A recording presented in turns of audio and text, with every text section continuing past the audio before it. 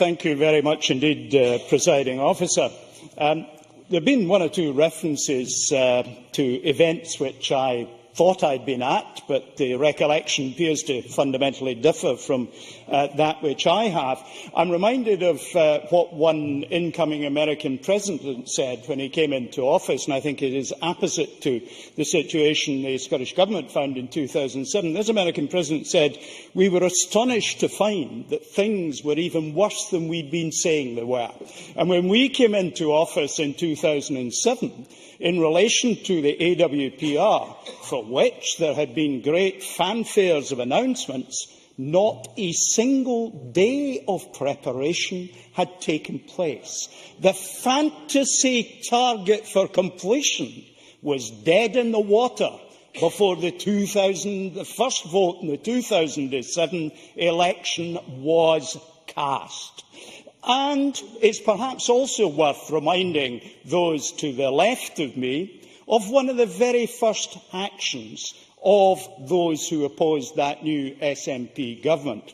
The very first vote that the 47 people on the government benches lost to the 82 on the opposition benches was a vote against our policy. 500 million should be spent in Edinburgh on trams, rather than spreading that money to other parts of Scotland, including, in particular, improvements to road networks in the north east of Scotland. That was a decision which was made by the Labour Party, supported by the Liberals and the Tories, which we opposed. That money could have been invested in the North East. We said so at the time. I continue to say so today. Now, Jenny Mara has made a contribution. She's a North East MSP.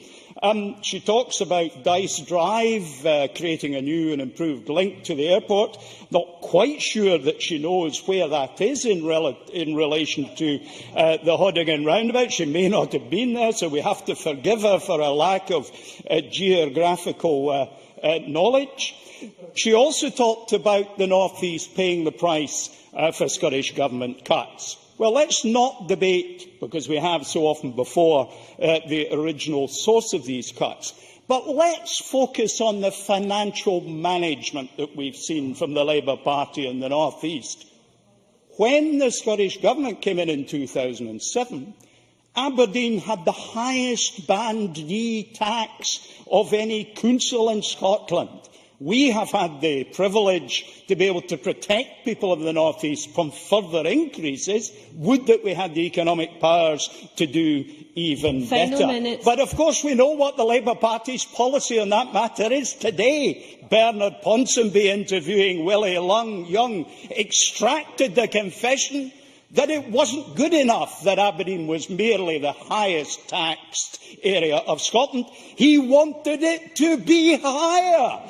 He wanted it to be raised even more. So we know where the Labour Party are in terms of the money that they would squeeze from the successful economy of the North East. We know that the Labour Party took money from the North East to pay for the Edinburgh trams, and then in Glasgow campaigned to say that the North East was getting all the money instead of Glasgow. Can you conclude, please? I'm happy to support the amendment in Keith Brown's name and to congratulate Christian Allard on an excellent maiden speech. Presiding Officer.